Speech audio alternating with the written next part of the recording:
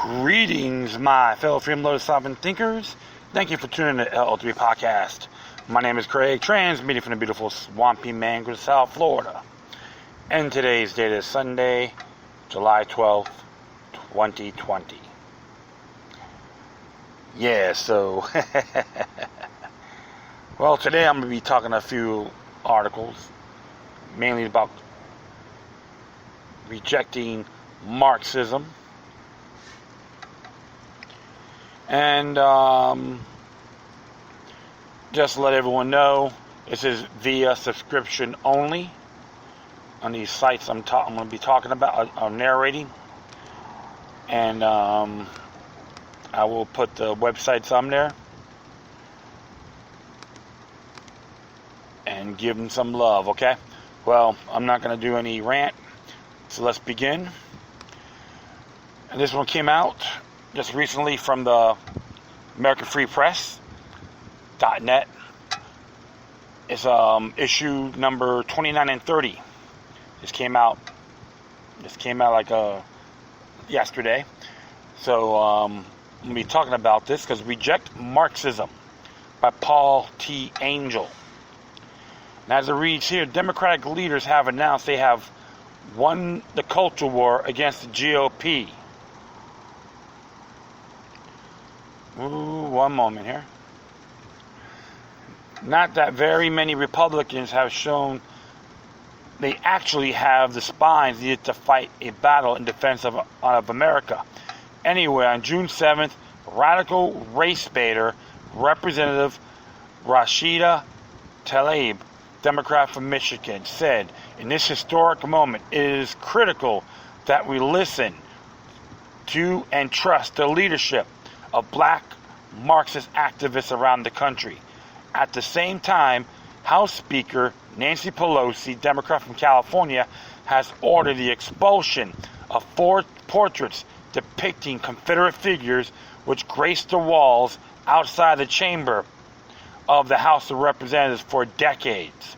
The Democrats are moving forward with legislation to provide funds so that all Confederate statues and memorials can be yanked from federal parks and the U.S. Capitol.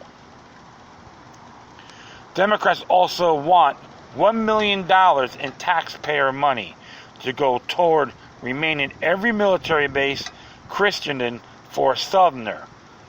Of course, none of this will make the public schools in urban minority communities better or help stop the inner city scourge of black-on-black homicide amongst a host of other problems that should be their focus. That's not what it's about. This is about,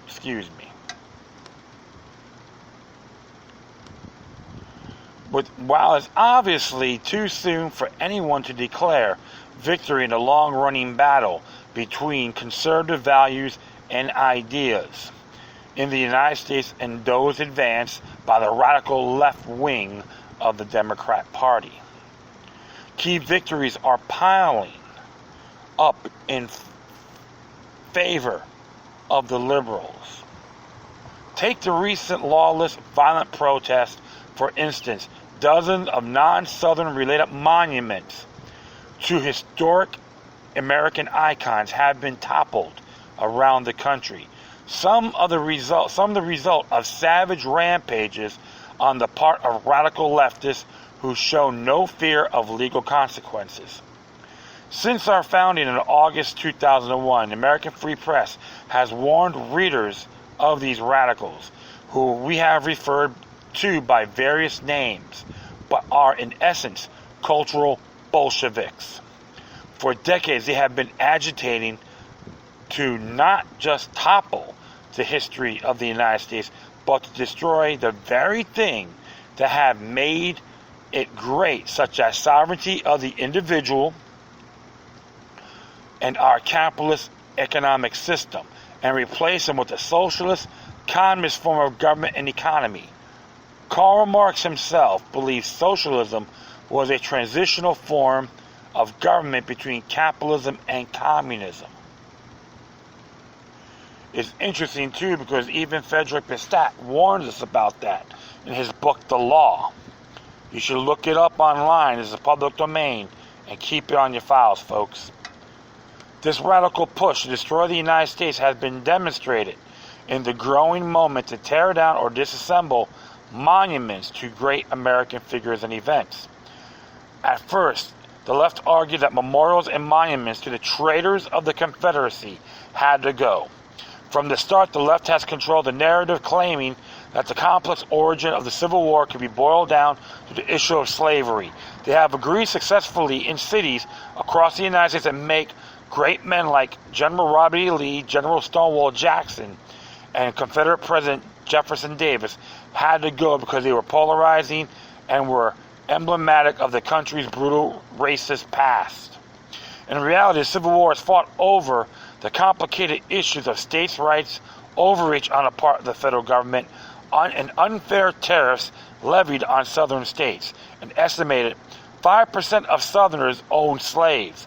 Some estimate this number slightly lower and some slightly higher, but it's highly doubtful that the men from the tip of Florida or Texas came all the way to Northern Virginia to fight and die so that the upper crust of the Southern society retained its slaves. It is also doubtful that the condemnable institution of slavery would have survived much longer in the South anyway. Many were against it. Okay, so all you Bolsheviks, Marxist illiterates out there, all you illiterates out there, is giving you facts.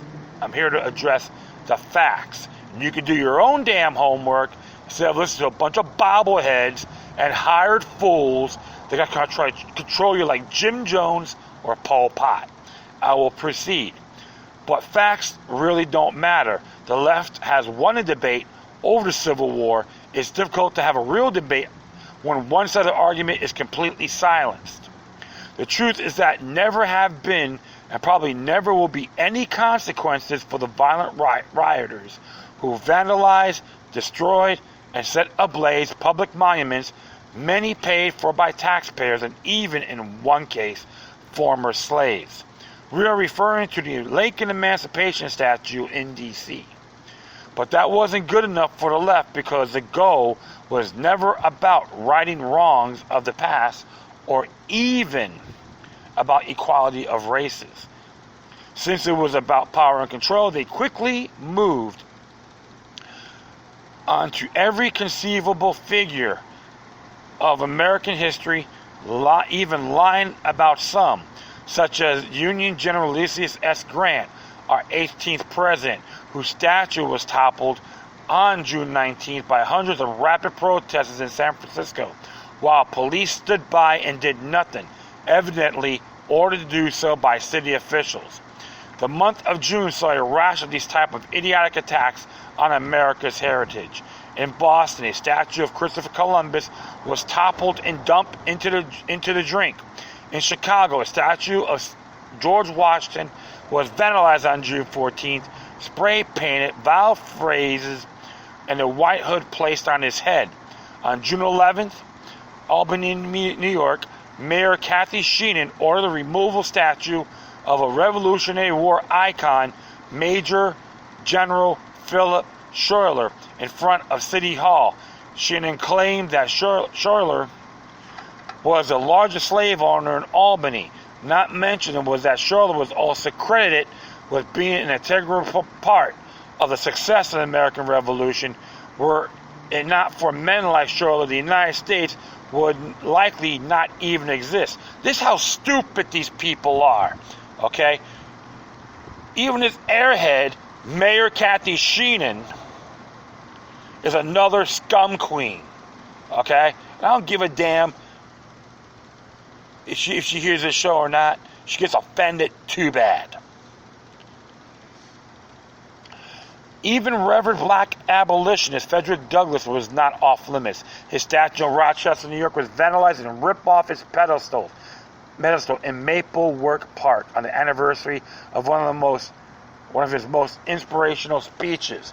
Note that statue was located on a site where Harriet Tubman and Douglass helped escaped slaves make their way to freedom. And that wasn't enough. Lucian K. Truscott IV, one of Thomas Jefferson's guilt-ridden decadence, wrote a lengthy screed for the New York Times, arguing that the entire Jefferson Memorial in Washington should be subjected to the wrecking ball because slaves were used on Jefferson's Monticello plantation. Not concerned with truth, Truscott parroted the claim that Jefferson had fathered children with his mulatto slave, Sally Hemings, claim that has been effectively rendered moot by honest historians in DNA science. Lists have been published online of the dozens of memorials and statues that has come down in the past few months as leftists check them off one by one. Here is one that is particularly indicative. On June 10th, the statue of Christopher Columbus was vandalized in Miami, Florida. A hammer and sickle were spray painted along with the word Black Lives Matter, revealing the true agenda of those on the left seeking to destroy American history and culture. Unfortunately, those icons of American history that we believe were off limits are now on the chopping block thanks to the Democrats. But really, this really has little to do with the statues. It is an attempt by the Marxists running Black Lives Matter and the throngs of diluted, spoiled brat white punks who make up the anarchistic, violent Antifa army to erase our history and demoralize us. It is straight out of the Marxist playbook, completely destroy the only bonds that could possibly unite a nation as racially diverse as America. So, what can unite us? We are all Americans, and many of us are religious. Once that bond is severed by erasing history and degenerating religion, there is nothing left to bind us but the oppression narrative. And for the creaky edifice to stand, the mortar, the Democrats must have its white guilt. Do not succumb, do not despair, do not give up, do not surrender to the mob. We must fight for this nation, which is, despite its faults, the greatest nation ever conceived in the history of man, and one that has already strived to form a more perfect union. Pressure your senators and representatives. Support the president's efforts to protect America from these Bolsheviks. Write to your local newspaper. Call in to radio shows. Take part in public gatherings in support of heritage. And be sure to vote. It matters. But do not hate those who advocate for transforming America, as the puppet candidate Joe Biden insists he will do. In the words of the greatest populist to ever live, they know not what they do. Many good protesters have been duped. He's absolutely correct. That's why I even I need to do this podcast to let you folks know we all have obligations on making this the truth. When you destroy its heritage, one way or the other, it will suppress us all. Reject Marxism. Piss on them. All these spoiled little brats that use a hammer and sickle need those tools up their rear ends, and I say that symbolically. To all you Pol Pot drag queens involved in that movement too, I'm going to treat you all the same. Garbage. Pathetic. Treasonous parasites. That's for every single one of you folks that want to get involved with your pathetic, blasphemous symbols. Don't get me wrong, I'm real critical when it comes to tyranny in the U.S. government, state, and local as well. I'm not afraid to call it out. But I'm not going to be suffering what happened many, many years ago. I'm not even responsible for their actions. That's the damn truth. I'm not going to be guilty for what I look like or where I came from.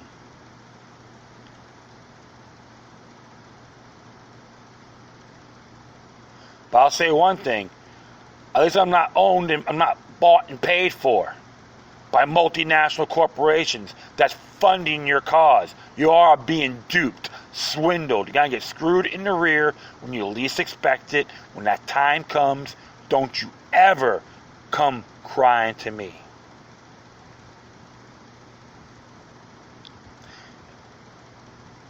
And all those treasonous parasites in there in Washington, D.C. need to be charged for treason. To hell with every single one of them. You think we're just a bunch of damn fools? You're absolutely dead wrong. And even, well, this next one here, pertaining to this, General Flynn talked about this. And he wrote an article which got released by the American Free Press, same issue, 29 and 30. Don't let 2% of the nation decide America's future. This is what General Michael Flynn has to say. I was once told, we're not careful, 2% of the passionate will control 98% of the indifferent 100% of the time. The more I thought about this phrase, the more I believe it. There is a small group of passionate people working hard to destroy our American way of life. Treason and treachery are rampant, and our rule of law and those law enforcement professionals who uphold our laws under the gun more than at any time in our nation's history. These passionate 2% appear to be winning, despite being countless good people trying to come grips with everything else on their plates. Our silent majority, the indifferent, can no longer be silent. If the United States wants to survive the onslaught of socialism, if we are to continue to enjoy self-government and the liberty of our hard-fought freedoms, we have to understand there are two opposing forces. One is the children of light, and the other is the children of darkness. As I recently wrote, the art and exercise of self-governance require active participation by every American. I wasn't kidding. And voting is only part of that active participation. Time and time again, the silent majority have been overwhelmed by the audacity and resolve of small-will, organized, passionate groups. It's now time for us, the silent majority, the indifferent, to demonstrate both. Trials of our current times, like warfare, are immense and consequences severe, and these seem unconquerable. As a policewoman from Virginia told me, people don't feel safe in their homes, and our police force is so demoralized we cannot function as we should. In my 23 years in my 23 years here in my department, I never seen morale so low. Another woman from Mississippi told me that we need our leaders to drop a forceful hammer. People are losing patience. It simply must be stopped. Laws must be enforced. No one is above the law. Don't fret. Through smart, positive actions of resolute citizen patriots, we can prevail. Always keep in mind that our enemy, these dark forces, invariably has difficulties of which we are most times ignorant. For most Americans, these forces appear to be strong. I sense they are desperate. I also sense that only a slight push on our part is all that is required to defeat these forces. How should that push come? Prayers matter, but action is also a remedy. Our law enforcement professionals, from the dispatcher to the detective and from the cop to the commissioner, are the line defense against corrupt and the criminal. It is how we remain for now in a state of relatively peaceful existence. We must support them with all our being. They are not the enemy. They bring light to the darkness of night through their bravery and determination to do their jobs without fanfare and with tremendous sacrifice. The silent majority, the indifferent, tend to go the way from those leading them. We are not Maypar, mind readers. We are humans fraught with all the hopes and fears that flesh is heir to. We must not become lost in this battle. We must resoundly follow our God-given common sense. Seek the truth, fight for it in everything that is displayed before you. Do not trust the fake news or false prophets. Trust your instincts and your common sense.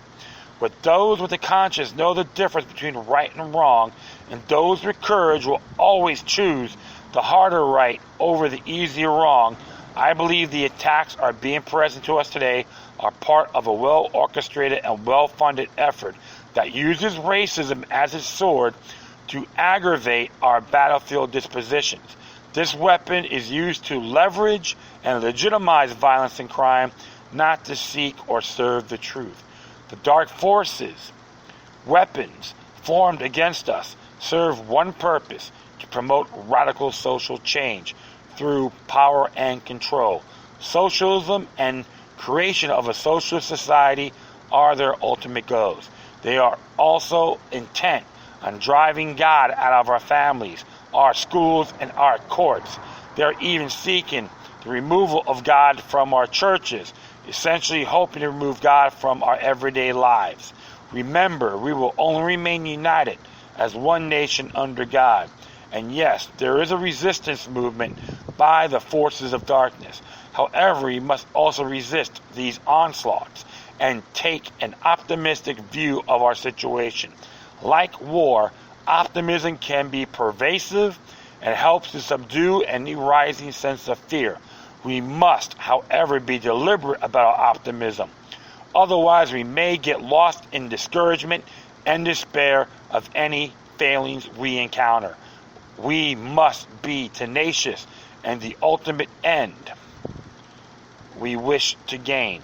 That end is to remain an unwavering constitutional republic based on a set of Christian values and principles. We must not fear these and instead embrace each. Our path requires course corrections. To move our experiment in democracy forward, we should fight and reject the tired and failed political past and instead pursue a more correct path that shines a bright light on liberty, a path with greater and greater control of our livelihoods instead of being controlled by fewer and fewer of the too long in power politicians that have discarded us like old trash. Our will, our liberties, and freedoms remain powerful forces and must be understood and applied smartly. We must not be overly stubborn, following the Constitution as our guide and adopting to change as we have throughout history. We learn more about what freedoms humans desire. At times, however, we must fall back on what got us here. We cannot afford to lose our God-given human rights and the strong inner desire for freedom to choose and to breathe the fresh air of liberty. We must stand up and speak out to challenge our so-called leaders of government. We put them in charge, we can remove them as well.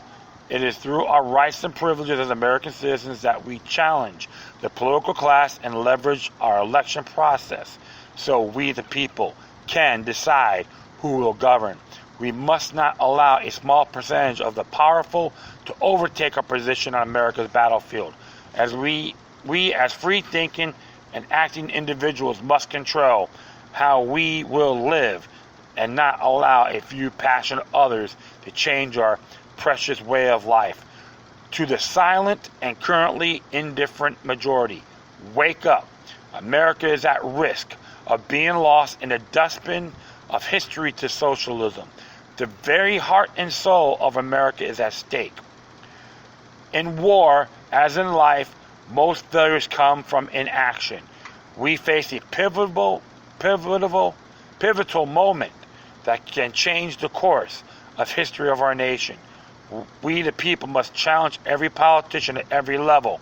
We also must stand and support our law enforcement professionals that they are pointy end of the spear defending us against anarchy. Now is the time to act. You can say whatever you want, but General Flynn is correct. It's okay to be nasty to your elected servants. Call them out. Tell them how they're repugnant they are. Let them know how they feel to be less patriotic than Benedict Arnold. If they're great at running their mouths, can they back up with their fist? It's okay to ask them to challenge them to a duel. Nothing wrong with that. In regards to federal, state, or local.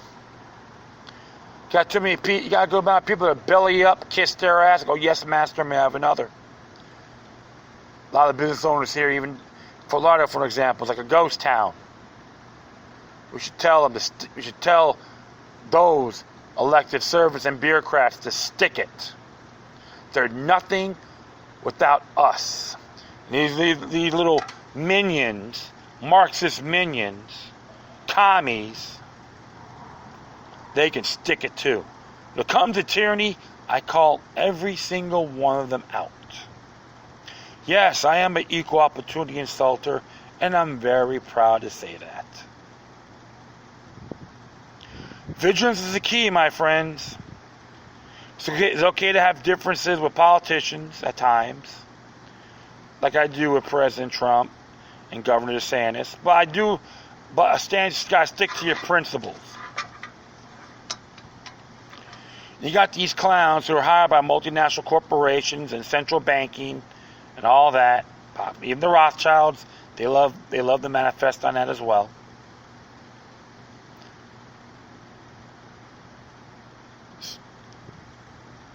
They love dishing out but hate receiving. I can tell you that. Give them a lot more they can chew on, they wig out. That's what natural rights are about, my friends. Liberty equals freedom plus morality. And these folks are anti-liberty. Ridicule them. They deserve it. Let them know that Karl Marx was a bankster's bitch. He pulled down his pants and got penetrated by the Rothschilds and all the banksters combined. Yeah. Remember, he supports central banking, a la Federal Reserve. Just read the Communist Manifesto. Plain and simple. See, he never paid his dues. He was a Palmolive's hack. To reject Marxism and all forms of tyranny. Plain and simple. If some of you guys get offended by it, I could care less. Because deep down inside, you know I'm right.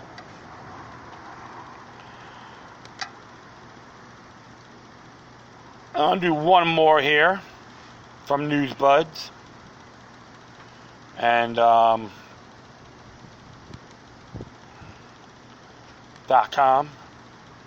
Shoot.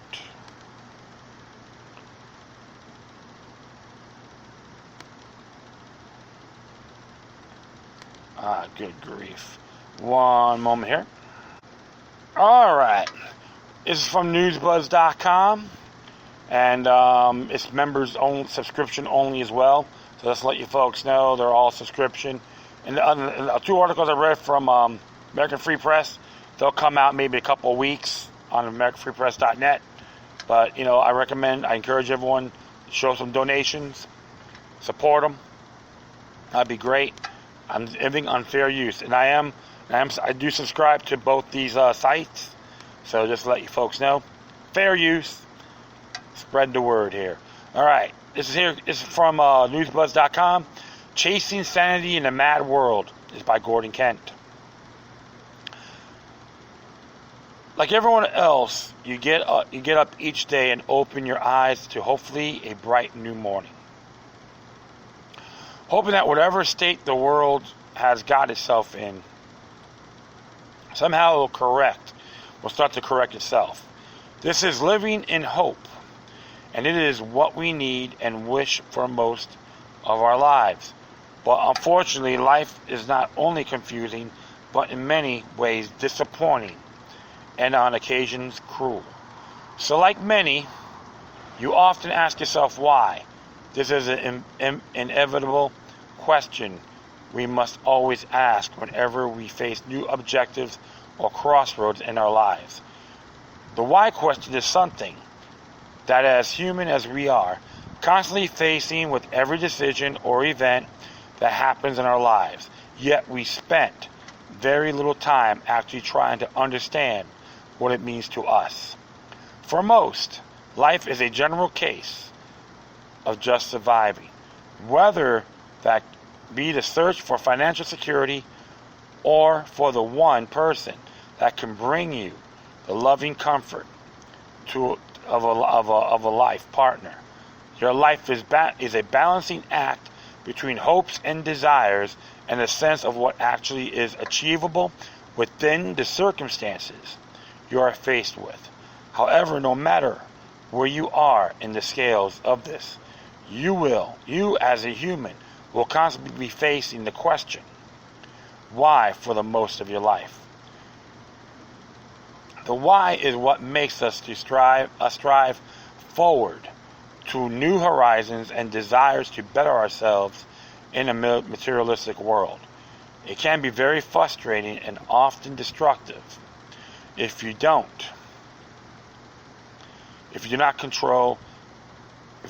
keep control of your emotions in this exhausting pursuit. Hence, chasing sanity in a mad world is a term I've come to accept as this point out that much of what we try to achieve often takes us down a route that will cause us frustration and anxiety in order to get where we believe we need to be. So why is a question often we ask ourselves as we are facing so many complex issues in the world today. Well, it is part of life, and we have to accept it. But it's how we handle this basic task that enables us to keep focus and not end up in a mind dilemma that drives us nuts. Most recently, the internet has been overwhelmed with the phrase, the awakening, and many are looking into this as some sort of external development or miraculous happening that will enlighten us to many things. This could not be the case, and we could be about to enter a new and awakening world full of unbelievable things. However, you should always understand that even if this is the case, you will be still asking the same old question, why? The truth of the matter is, what happens? It is within your mind, your own mind, that true awakening needs to happen, and the realization that the why will never go away or be resolved, as it's a human constant that will always drive us to keep searching. It is at these moments that I refer to my previous article, Learning to Breathe. For this ability to stop and reason within yourself, we will always be chasing sanity in a mad world. Your awakening is a realization within that enables you to be prepared for many things. And if, as many hope, there is much to be discovered or disclosed, then without the ability to accept most of it, we will fall into a state of uncontrollable shock. Yes, there will be many great things happening, financially, physically, spiritually, and emotionally, but we must not let ourselves get drawn into hysteria of wonderment, but be prepared for the things we probably do not want to know about. It is these that prevent so much from being presented to us in a larger portions, as some of it is not only frightening, but at a level of cruelty that most of us in our lives have closed our eyes to or subconsciously tried to shut the door. This is not something to be sorry about. as it is a normal mental safeguard that enables us to concentrate on the everyday events of a material world. However, we cannot face these demons and deal with them. Just how much of this new world are we deserving of? For decades now, the world has been run and controlled by those that not only wish us harm, but have no regard for human life. They have also been at great pains to prevent humanity from progressing out of the financial must-have complex we have been driven to strive for. Sorry about that. Yes, we can accuse them of all these wrongdoings, but we must also own up to our own failures and not taking the time to understand that most basic question, why? As we rush around within our own little world, this is what creates the sheep herd mentality in many people to just carry on doing what we are told no matter what. Hopefully what's happening around the world is not only people asking this basic question on a singular level, but in a mass realization that we do not take the time not only to ask, but try to understand why. Too many life is a journey that we are destined to tread in our search for enlightenment, and this can be disrupted by many things, such as fear of failure. We're constantly looking at death as something to fear. My answer to this has always been death is not something we can control from the moment we are born, and it is always best to look upon it like your shadow. Yes, it is with us all our lives, but it should never be a force for moving forward, but something we are aware of, always behind us following. It matters not how or what your reason is for trying to understand much about life, whether it's religion, spiritual, or driven desire to discover, for they all, in their own way, still have the need to ask why. It is this desire to ask questions and require answers to most things that keep us forever moving forward, and it is this need that makes us human on a constant journey searching. Just maybe that is the whole point of our existence on this planet, and that we were never meant to have a journey's end, but for a point of enlightenment, awakening when we actually understand. It's not the asking of the question or the answers we get that creates an endpoint, but that we actually realize that there will always be a why. For even if we ascend to a spiritual point of nirvana, I somehow feel there will always be a why of too many things. It is not to consider search or the need to question as a point of frustration. We must endure, but more as an acceptance of what makes us human beings so special, and that at this point in our existence we are somehow destined to be chasing sanity in the mad world. Until we learn to breathe and just take the time not to only understand the questions, but prepare ourselves for the inevitable answers.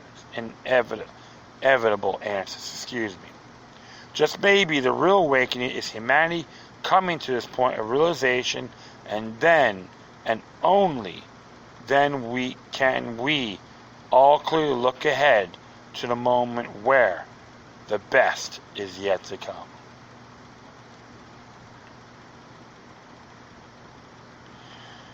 Solid commentary there. Always look at things in the bigger picture.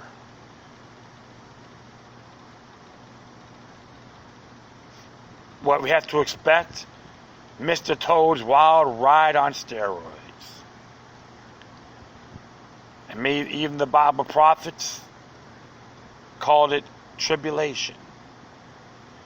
Others, Kali Yuga, age of quarrel, etc.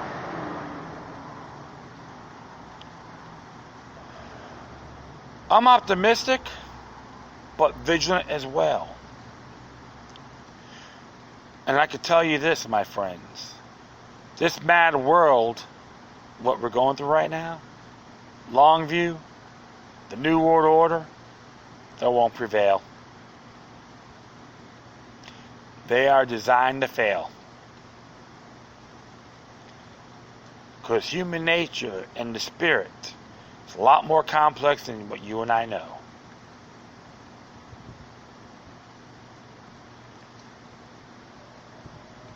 And you know what? I think that's alright.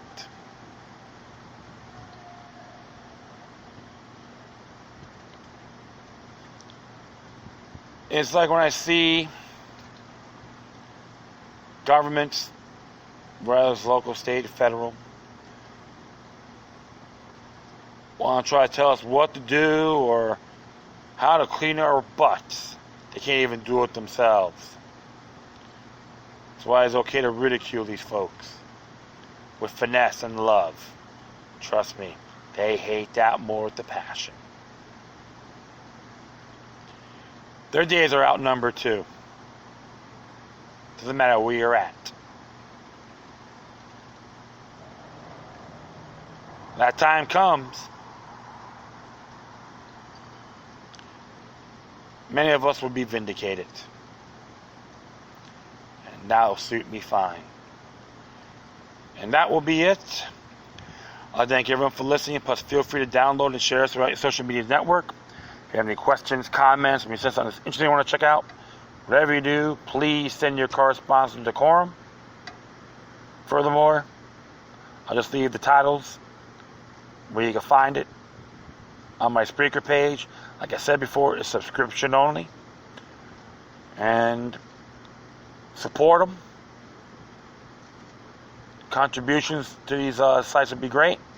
If you want to send me some love, you can hit me at paypal.me/Loki Luck number 3. Once again, thank you for your time. Plus, always remember that demoniac resistance is healthy for the soul and can liberate humanity. Until next time, take care of yourselves, keep on spreading love, and may your guardian spirits be with you.